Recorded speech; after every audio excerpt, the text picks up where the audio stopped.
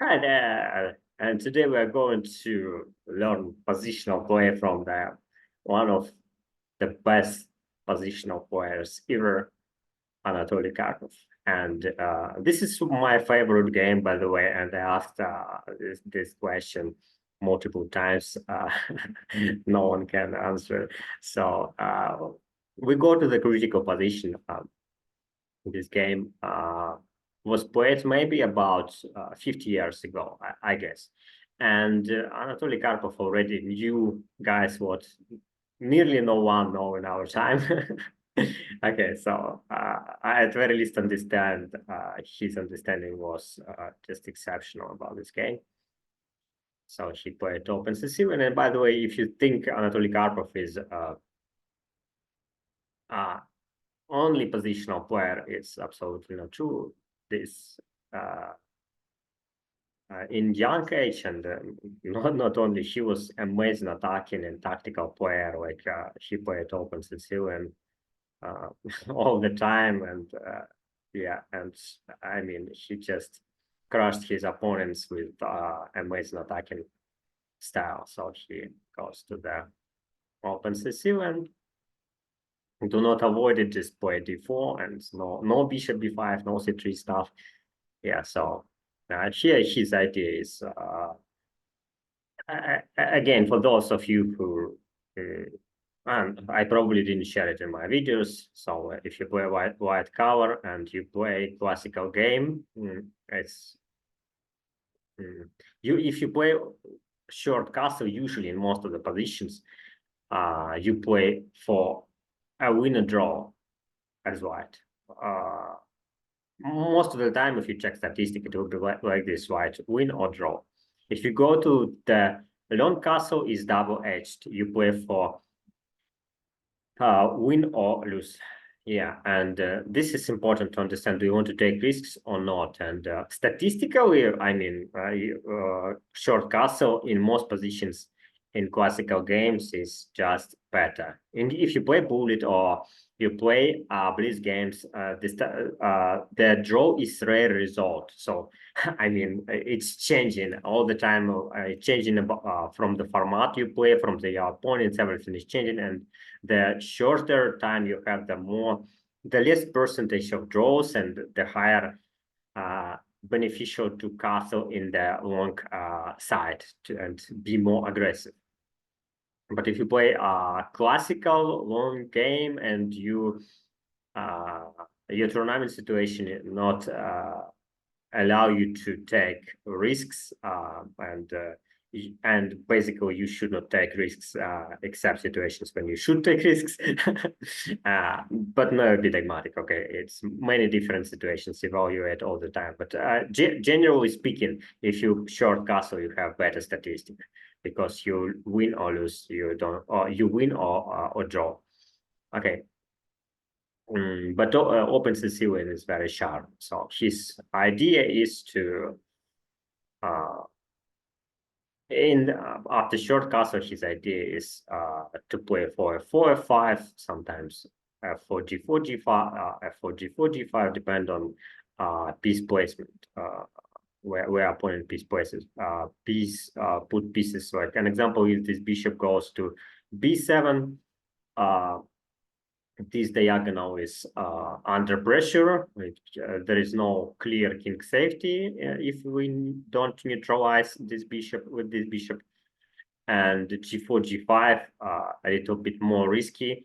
Also, after bishop b7, e6 pawn is weaker. There is more pressure on e6 pawn after 4 f5, let's say, provoking maybe e5, and then the question is, can we blockade the pawn? Like if he plays c5, obviously if after that he plays d5, it's just disaster, and the question is, can we push for f5 and then let's say trade the knight and put knight on d5, blockade the pawn is one of the common ideas. Or can we just at the right time push g4 g5 and get control over d5 square? Like one way, bg5 bf6 to get control over d5 square, don't allow d5 and also blockade.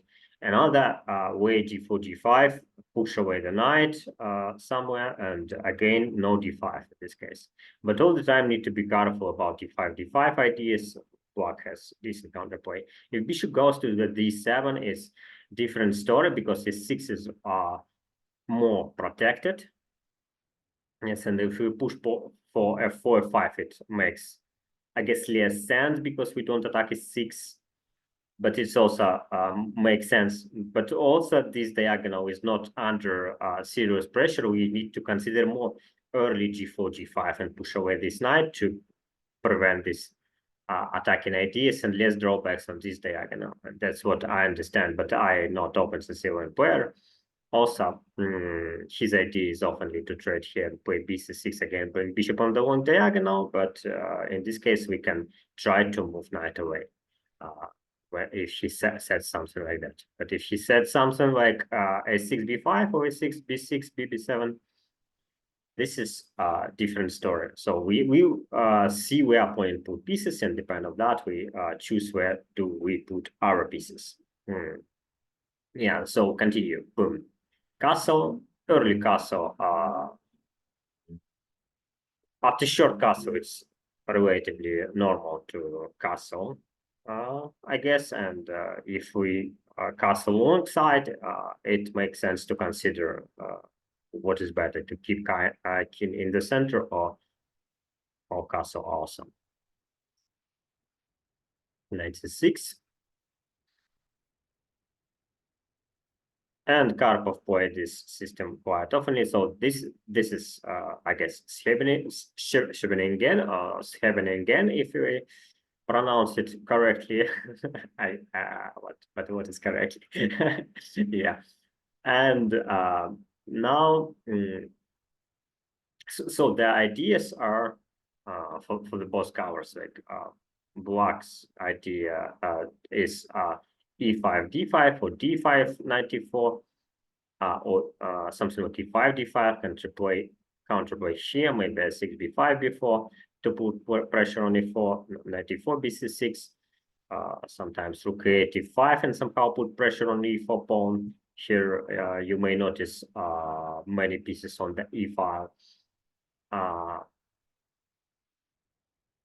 White's idea is concerning with f5, sometimes pawn break e5, sometimes g4, g5, and maybe something like putting pressure here on this file, because notice there is three pieces.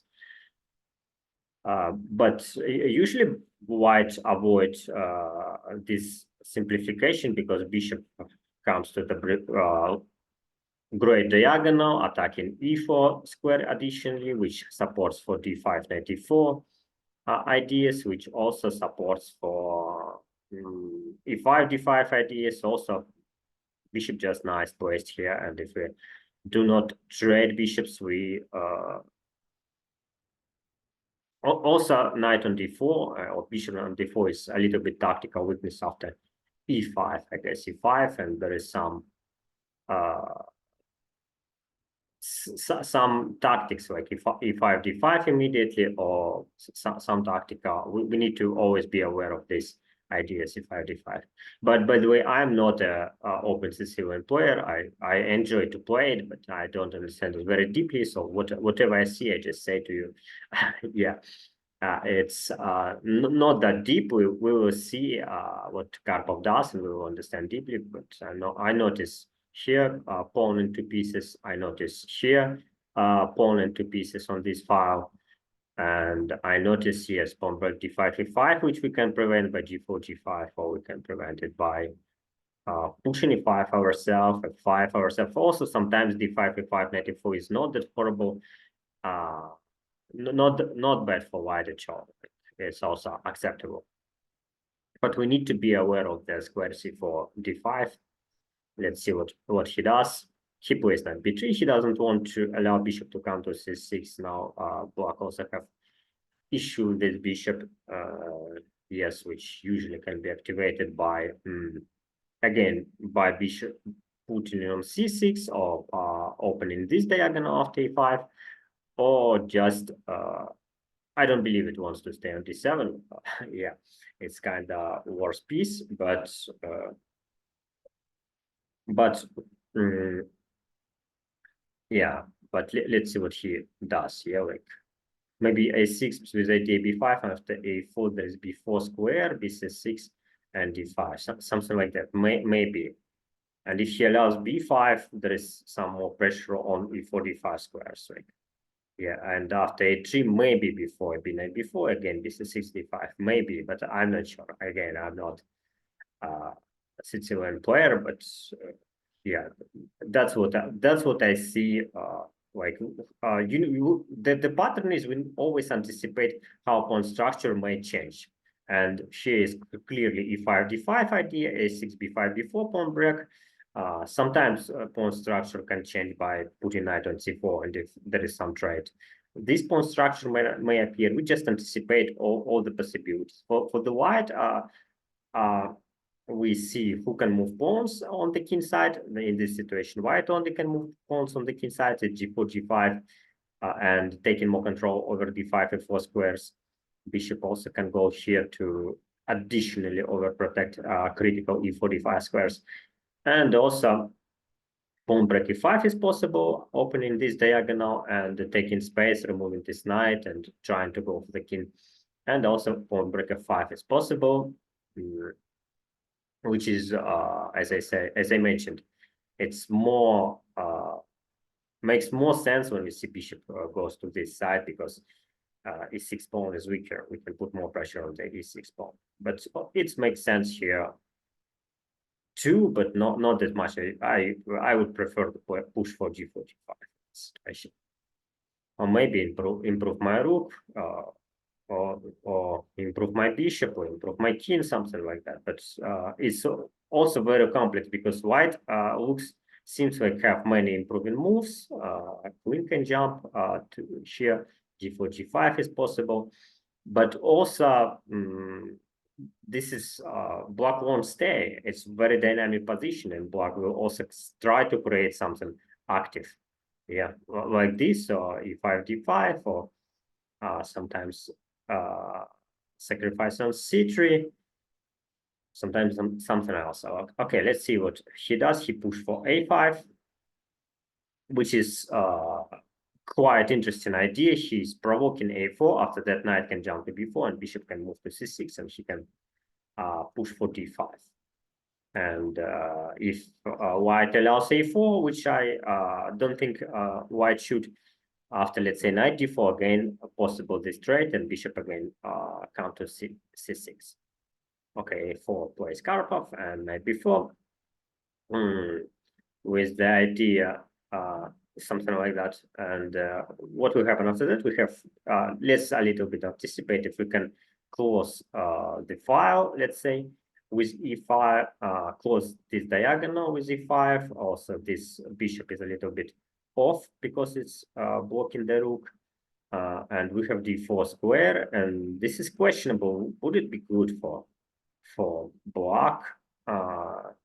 If it's something to evaluate, like d5, knight d4 idea, and let's say this structure is good or not. This bishop is more active. d5 square. Can white move pawn majority here? Like c3 cannot play knight d3. In this case, c2 is weak. Can put pressure on c2 pawn additionally, and cannot play c3 because of knight d3. a4 is hanging. Yeah, it's quite good for black. Okay, it's bc6, d5, knight d4 is quite conscious idea. Yeah, and this pawn on a4 would be very unpleasant because it's attacking d3 square. Okay, so in this case, we need to use prophylaxis, and we need to prevent it. Yeah, and of course, Karpov for sure won't allow this idea. bf3, he taking additional control over e4 and d5 squares. This is 6. The same idea is to put knight on e4. And Karpov plays knight d4 with clear idea to attack f5 and e6 now, and attack this bishop. And now after d5, possible e5, knight c6, and d4 just hangs. Yeah, now he come back. So drawback principle, knight jump to b4, he can come back to d4. Quite interesting. g6 is common idea with idea to push e5, d5. So I don't have knight f5 anymore. And now it's quite typical Sicilian with idea c5, d5, d5, knight d4, and maybe maybe something else. Yeah, like but right now this knight did neutralize the idea with d5, knight d4. So after e5, it's not the end of the world. Yes, e5 was played in the game. Like yeah, actually. So Karpov plays rook f2, quite a nice move. Rook already jumps on the second rank where it's overprotecting a second rank, protecting f2. Also, when it's nice improvement move after we put a rook on the second rank, we can always double rooks on d file or f file, or sometimes it can be g file or h file in front of the king, because other files also, but mainly it's d file, f file, and also g file, h file is in case we push pawns like h4, h5, and these rooks goes this way. So this is quite multi. I love that because it's very multi-strategical move, and it's uh, it can attack multiple files. Yeah. The drawback we need to see immediately, wow, for pieces on one diagonal needs to be careful, so it has to be overprotected. It should not, because it's huge tactical weakness. Yes, there is two diagonals which are very dangerous for white, and everything is placed on the dark squares, and a lot of tactical weaknesses on these dark squares for the black. If black can somehow trade rook for this bishop, it would be just amazing deal, because this bishop is just a super monster on these diagonals. And yes, black would be very happy to sacrifice this rook for this bishop if it's possible, somehow eliminate this bishop, because it's only a good defender for all these tactical weaknesses on the dark squares. But of course, Karpov understands it, and he won't allow this bishop to become alive. You will see it in the future, but it's very dangerous position of in case there is possibility to somehow activate this bishop or sacrifice the rook for this bishop. So need to be aware of this idea. It's also prophylaxis. E5 plays play black with fighting for the center. It's I would prefer to play e5 probably in case I have something concrete, more or less. Otherwise, I would prefer to keep tension with all these multiple ideas. But he played e5, and one point I don't like about e5 is this bishop. If I don't clearly activate this bishop, I'm heavily rely on the idea this bishop can be activated unexpectedly in, let's say, 20 moves. Yes, some mess will happen, and this bishop can be activated eventually, and it simply can win the game. So I would try to rely in long term. I can activate this bishop. It's just a monster because all the pieces on the dark squares. E5 I don't like because it's deactivate the bishop. If I don't see this bishop can be activated, I probably should not blockade myself. But maybe because I know results of the game, yes, because I watched this game multiple times. But yeah, I mean, for me, the main piece is this one, this piece, and I will try to keep it on the keep it potentially open in the future. So, and I can sacrifice any material, go to any tactics on any sharpen the game by any way, and just to activate this bishop. Yeah. But it's also easy for white because white has to understand this bishop is very, very dangerous. Also, if you play as white, these types of positions, you need to be very, very careful with all these types of constructions because, I mean, if you are not careful, you can collapse any moment by placing your all the pieces on the dark squares.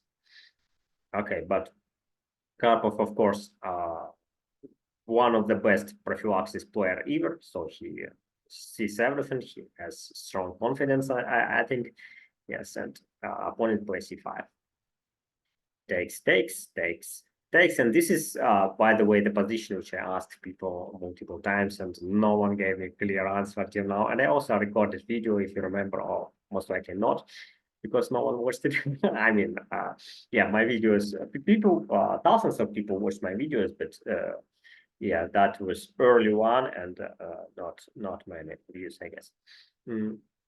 So the question is for you, which piece Karpov sees on c4 square? Where pieces belong to and which piece Karpov see on c4 square? Because it's very, very juicy square. Look, if you put the bishop, yes, it's attacking f7.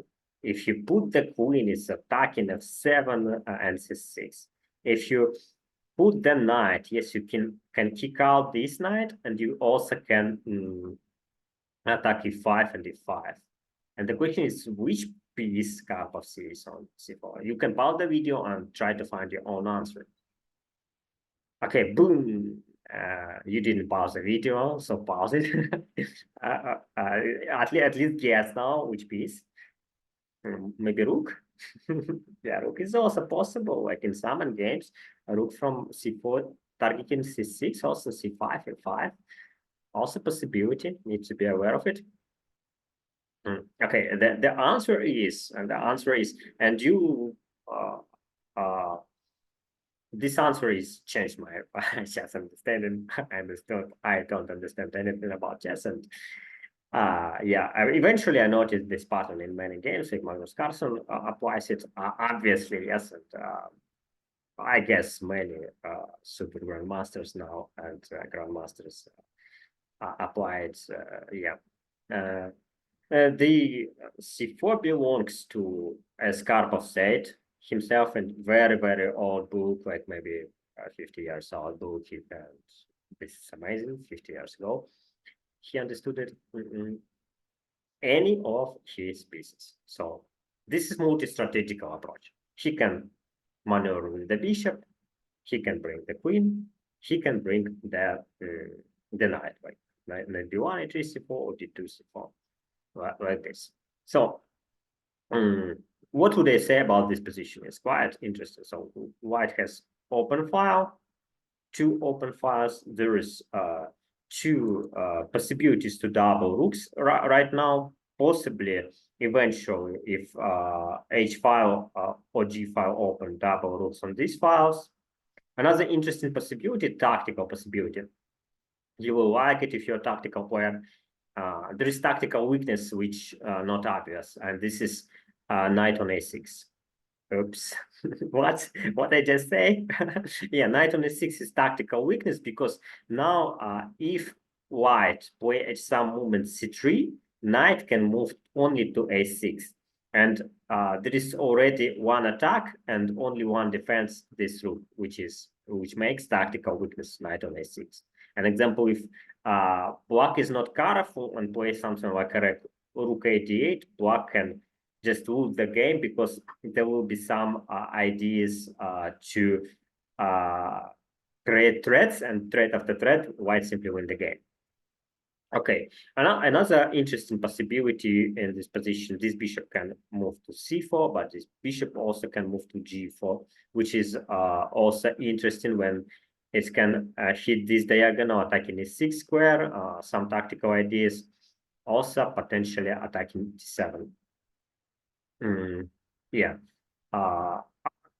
quite nice idea is to play something like that to bring knight on c4.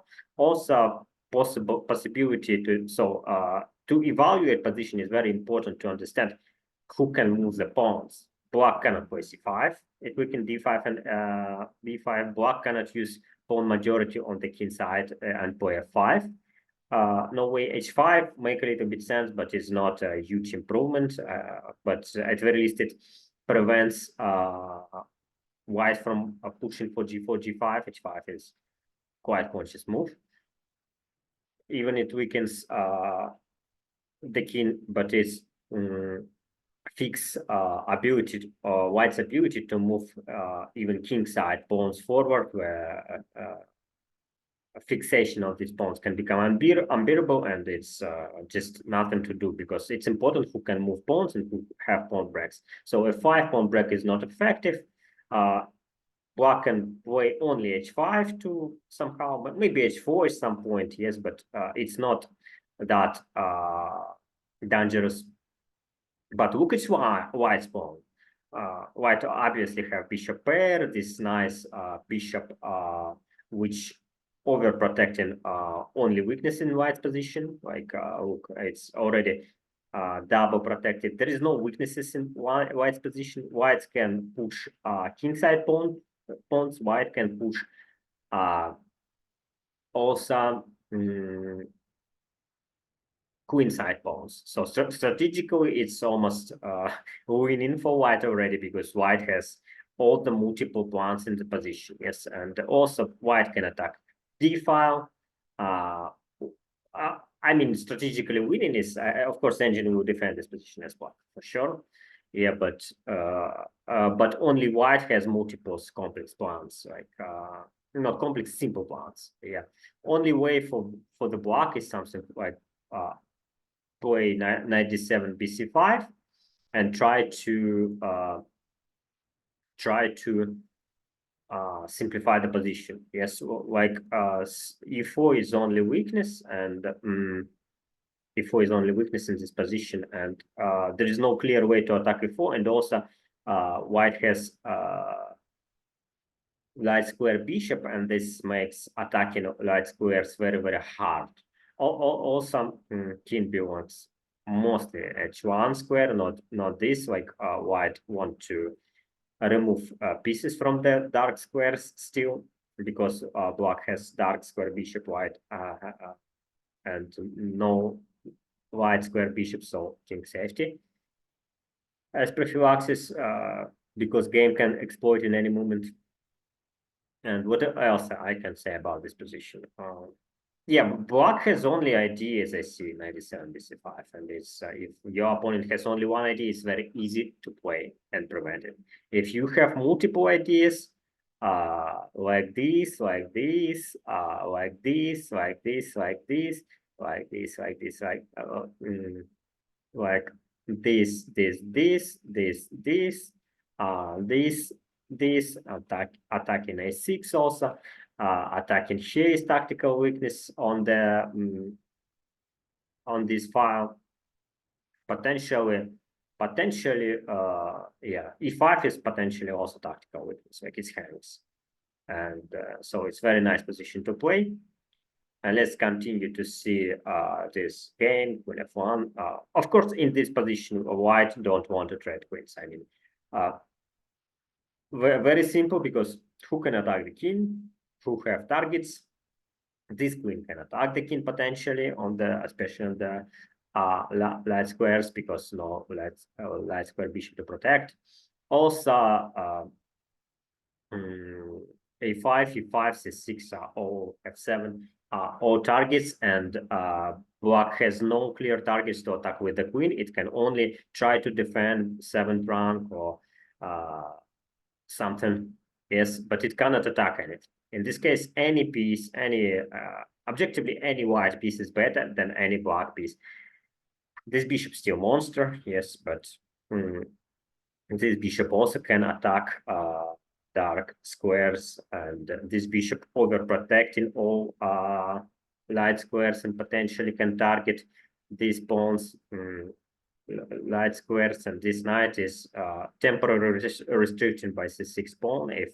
e4 pawn is probably worst piece in the position, but it can maneuver to, let's say, c4. Yes, where it will attack multiple squares and defend b2. and also possibility to play, let's say 93, 93, 95 if we want, so g4. So it's very multi strategical position for white and not multi strategical position for black also. It's practically winning. Yes, practically it's winning for white. So white avoid trades because white have targets. It's attacking queen. This queen can only try to defend position, not attack. Queen c8 is attacking g4 square and defending a6 square if knight wants to retreat. And next, Karpov just play prophylaxis, restrict this horse from the jumping to g4. Also, by the way, protected, not only defending h3, g4 square, preparing the place for the king if king wants to move to h2, a little improving move, because this bishop, if this diagonal cannot be open, h2 square can be good, h1 square is also very good. But also important defending g4 square additionally when bishop can also jump to g4.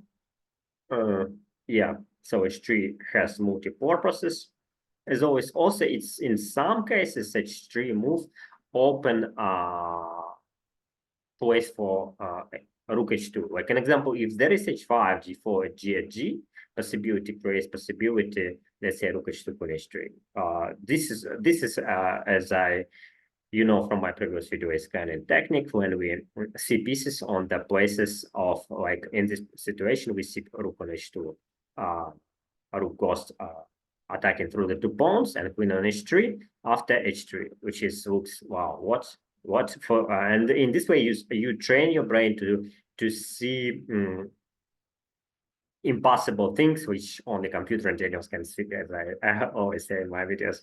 Yeah, this is the more you notice it again and again, queen on h3, rook on h2, the more your brain is unlocked for that, the more effortlessly you do it. It won't happen after one position or 100 positions, but repeat it over and over again. This is simple for your brain. Queen can stay on h3, yes, and then you will do it naturally. You would do it naturally. Yeah. Also see bishop on h3 in some cases. It can be useful. G4, G5, bg4. Also, you see bishop on a6 in this position, which is quite obvious tactical ideas, but if you don't see it like bishop on a6 here, I mean, yeah, it's just possibility. It seems like always for the untrained brain, it's like, how can we attack e6 here? It's double protected by the pawn and protected by the queen. There's multiple possibilities attack a6 square. Put pressure on e5, an example. Yes, by some way, and provoke f6. Then bishop can jump to e6 naturally. Another possibility is tactical, bg4, play g4, g5, let's say, push away this knight, play bg4, sacrifice on f7, let's say, and play b6, just right away play b6. It's possible. Everything is possible in chess. So train your brain to do it. Knight d7 with idea bc5, and Karpov plays bg4, preventing bc5. Now, and h5 were played, and Karpov played bd7. But by the way, the question is, why does Karpov trade his amazing bishop, which has clear targets, yes, on the light squares, to the horse? The question is, pause the video and find your own answer. You didn't pause the video. Pause it. Okay, so I assume you do this and give me your suggestion. Use your brain. Okay, so sometimes we see the pieces not where they are, but where they can be.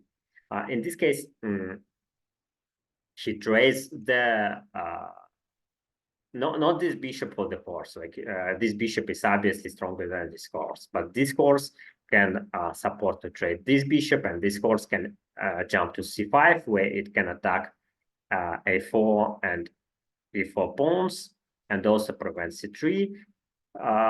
because b3 we can, so he trades not for the knight, like oftenly we trade bishop for the knight, and it seems where trade, because we simply anticipate the future. Like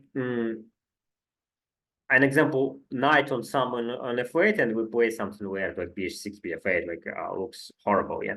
But the idea is we simply know this, what this horse can become. And knight on d7 doesn't look nice, but the pattern is we see eventually it's jumping to c5, an example, or b6, attacking c4, e4, or e4, a4, prevents c3, also can jump to e6, attacking f4, d4, supporting bc5, supporting bg5, also can jump to g5, yeah, maybe I just straight. Okay, so he trades, and now position it changed. We trade bishop for the horse, and but by the way, I had this question. I showed this position to my student, multiple students probably, and not this exactly, but this situation. And they asked the question, which bishop is better, bishop e3 or bishop e7? And when we evaluated previous pieces, we evaluated each white piece is better than black piece, because simply white pieces has targets. Rooks can attack f file, d file, potentially other files also. Knight potentially can come to c4 when it can attack multiple squares. Also has ideas to move here or something. Yeah, and the queen is obviously also multiple. Queen can attack weaknesses, so there is weaknesses, and white can attack them. Each piece is better, but the question is which is better. Which bishop is better? Pause the video. Pause the video, I said. Okay, so this is not that obvious, by the way. This bishop also has targets, and obviously it's better. It seems to be better, but there is also targets for this bishop. Even there is no potential tactically open file, like sacrificing something on d4 or f4, like typical ideas to activate this bishop. Yeah, there is no sacrifice even to do that, but sometimes piece is not that important. Well, like sometimes what I'm trying to say, this bishop has very powerful defensive function, like it can defend the king. Yes, and sometimes piece which defending the king, like if there is not this bishop, the king is just in horrible situation, yeah, with all this, with dark squares. So sometimes defensive function is very, very important for the piece, and we cannot say absolutely like yet this bishop is stronger. Yes, it has targets. It can go here, around this, around to this diagonal, attack the king in some cases. Yes, but this bishop is very, very strong because it's good defender also, defender of the dark squares. And I mean by that, it's not a crime to trade these bishops in some cases. For white, like we don't want to trade horses, because obviously this horse will be fought temporarily, just temporarily good after c3. It has no square except a6, but this horse can move to c4, let's say, yeah, and attack just everything, and support for b4 pawn to create distant passed one. But for this bishop, sometimes we can trade it because we can create attack on the dark squares in some cases. But obviously, I would prefer to keep all pieces on the board now, because too many weaknesses, tactical and positional weaknesses for the black side. Finally, one piece, Karpov put on c4. He put pressure on f7, ready to double rooks on any of these files. Multi-strategical approach, by the way.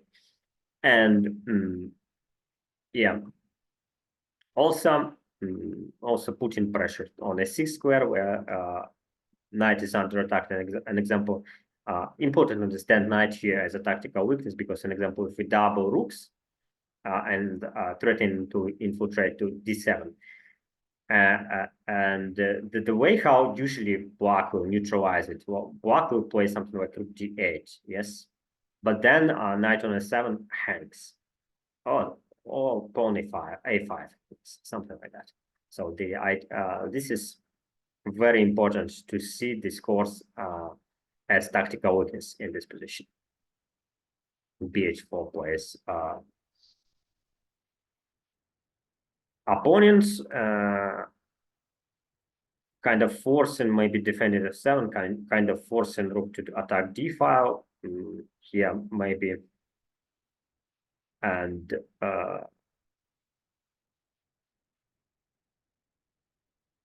yeah, it's something to calculate. Can we attack d file here, or we need to move a rook?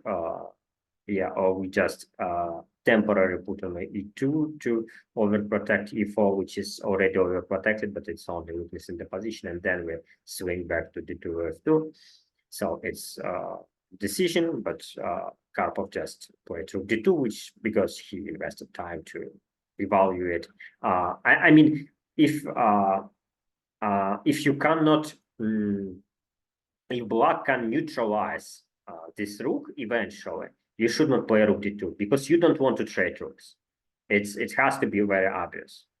Yes, you can play rook d2, but if there is eventually just trades, you should avoid it. Like play rook d2, come back rook d2, as I guess Karpov played eventually.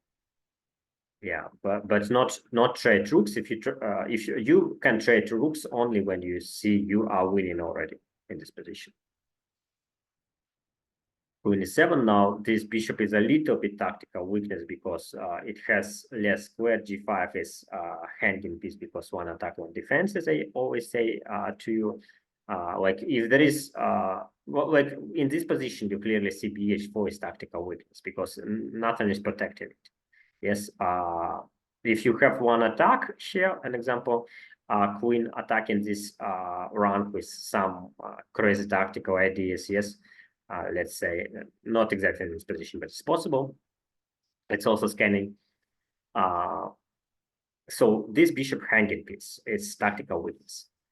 Also, so after queen e7, if she moves bg5 is tactical weakness, one attack, one defense.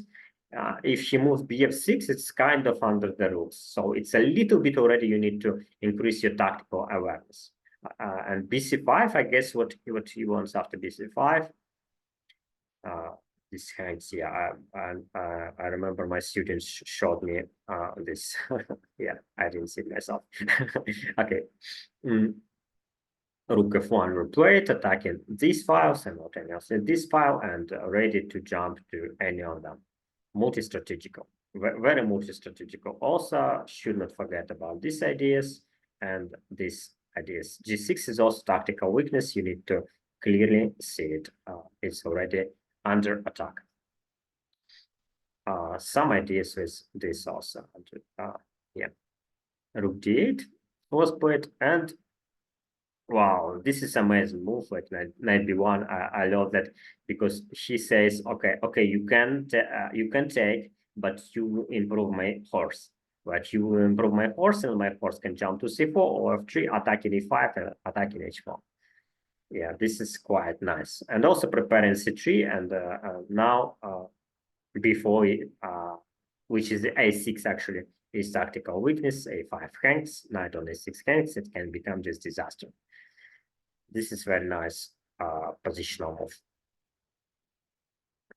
Queen b7 was played at defending a6, and Karpov calmly played king h2, and he commented on this move. He says a very rare situation when the king restrict the bishop in the middle game. Right now it cannot play bg3. It's also possible to play g3 with the help of the king, and it's quite common situation when you have like ideal position and you need to improve your position. you use little improving moves to improve your position because opponent has nothing to do. So we play something like a little bit improve our king, move it a little bit forward, or a little bit improve our rook, move it forward. Because rook from, let's say, f1 attacking f5 can double here, but from, let's say, f3, sometimes it has a rook lift potential. Yeah, so a little improving move often you move piece a little bit forward and you have more options. Right? Now you have g3, he has less options, he doesn't have bg3, and so on. The drawback of this, now rook cannot jump to h2. Like this idea doesn't work anymore. Like h5 not open for the king. So a little bit less multi-strategical rooks cannot go this way, but it's also create more threats on g file, like I play g4, or rook g6, so I play g3, g4, and then g rook g2 with idea attack here. So it's also possibilities. You need to always scan more tactical weaknesses. g6 is obviously one of them. King g7, he eliminates tactical weakness and tension on this diagonal.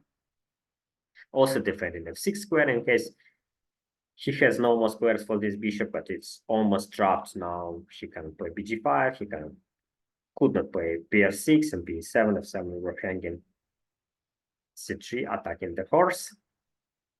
Knight a6 plays opponent only move.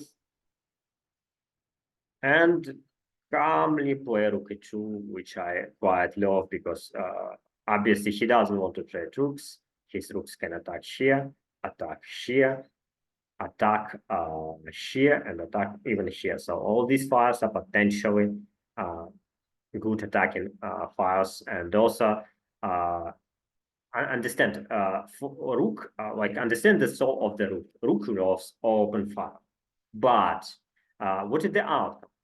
Infiltrate on the second, first, third rank to see some targets, sometimes fourth rank because here is 2 pawns. But and what later it has to attack the target, yes, on the second round. So the final outcome for the rook, yes, on the open file, it's not open file itself, but to target, let's say, g2 or b2 pawn, yes. And in this case, if there is no infiltration on the open file, this file is the common idea to remove rooks and open another file, attack another file, because there is no infiltration on these files. Another point, when you breathing down, so a little bit, my brain a little bit off, talking too much. Yeah, another point, sometimes even if you infiltrate, you cannot clearly attack the target, yes? And you, even in this case, it's possible to allow opponent to infiltrate without clear attack of the target. And even after that, sometimes you can take this pawn on g2, yes? I calmly play king h1, and there is no clear outcome to attack h2 g1. This is very important to understand for dynamic positions. I can give up your file. I can give up your seems to be a target on the final target, and then you cannot checkmate me. I checkmate you. Or an example: white win f7 pawn. Yes, black at some point play king h8, and there is no clear next square to attack. And in this way, black can win the game with some counterplay, because often, which I notice in myself and this I believe will happen to everyone who untrained. We see f7. Oh, I win f7 and then end for h. No, what else? What later? You win f7, and if there is no continuation, often you lose the game at this moment, or don't win it. Yeah, it's you need to be very careful. You need to see final target very clearly. Yeah, okay. Rook e2, amazing move. Rook f8 over protection f7. Yeah, And let's just finish the game with if there is no critical movements much. So this knight can jump here and here potentially. We need to see these ways to maneuver also in some cases. But also this ways. We see multi-strategical knight. It can jump to another. Anyways, we also evaluate opponent's knight. Can it come back to the game to defend the king or not? If not, we need to attack quickly. It's dynamic advantage if she can eventually come back. But here is long-term amazing advantages, and this one is tactical weakness, this one is tactical weakness, this one even is protected a little bit tactical weakness, this one is tactical weakness, and this one is also almost tactical weakness itself. So BD8, which is disconnecting the rook, horrible move, and many tactical weaknesses. Already need to check is if there is possibility to exploit the game and win it right away, because pieces are disharmonized, and after a few moves, black can consolidate. It would be not that horrible, but it's good idea to check, can I win on the spot in this situation with aggressive play with d4, or the drawback this file is opened, or something like threat after threat and win the game. Knight f3 was played, attacking e5. By the way, I want you to. I always share you like you need to understand this is this opportunity exists, this opportunity exists, this opportunity exists, this possibility exists, without attachment in your mind. Like you don't like if you see knight on c4, yes, most of the players, like not advanced players, I mean, they will just bring knight on c4 no matter what. Yeah, like, oh, I see knight on c4 is good piece, it's attacking, all of that. Yes. But look what Karpov does. He knows knight can jump to c4, but he moved knight to f3 because he is not he knows this one is exists, but he also do not attach to his ideas. He just put knight to another square. This is amazing example, which is also very amazing because it was played over 50 years ago. Yeah, f6, and now f6 drawback principle, g6 weak, c6 weak. This bishop cannot come back. Already some tactical potential. Need to be careful because this one hangs. Maybe h1 is better square to target e5 at some point. This one also weak. What else so weak? And this diagonal, this pawn. G5 potentially the target to attack e6. Now bishop interrupted, and yeah, G5 potentially also the square for tactical square. Yeah. Also possibility to pawn break G4 is stronger now because after G5 open, G6 is clearer target, yes, on this file, or something tactical even. Yeah, okay, so maybe I'm missing something, but let's go a little bit faster. Rook d2, attacking from two weaknesses principle, like here is already not two weaknesses, multiple, but the idea is he's attacking one side, another side, creating threats from different sides, and finally, with multiple threats, opponent will miss something. If you simply play one-way strategy, opponent will defend. Like very good example was this game. Like he had only idea 97 bc5. Karpov just played bg4, bd7 easy game, preventing it, prophylaxis. But Karpov has multiple ideas, tons of ideas. He can play queen e6, he can play rook d1, he can play rook f2, he can play g4, he can play knight e5, he can play knight g5, he can play knight h1 and g6, he can play knight h2, knight f5. He can play at some point knight d4, I think. Maybe he can play g4, g5 pawn break, we can e5 square, and so on. And also he has before eventually to to make opponent's pieces blockading a pawn while he's crushing him. An example. B7 was played. So D7 weak, yeah, A6 weak, G5, H6. Here's possibility, knight weak, pawns are weak. So queen is 6 played, and he's already played rook D8, which means he trades rooks, which means he has something winning like 95 or 90, 95 or 95, like 95 and rook of 7, I guess. Yeah. I'm not sure it was exactly played like this, but I assume it was something like 95. Yeah, not 92 C4. But maybe it's in Karpov style also to slowly create more tension here. But as I remember, 95 is just winning here. Was it played in the game? Yeah, 95, 95 is just GG. Rook can infiltrate, queen can infiltrate, G6 weak, F7 weak, and I guess Karpov just played it. Yeah.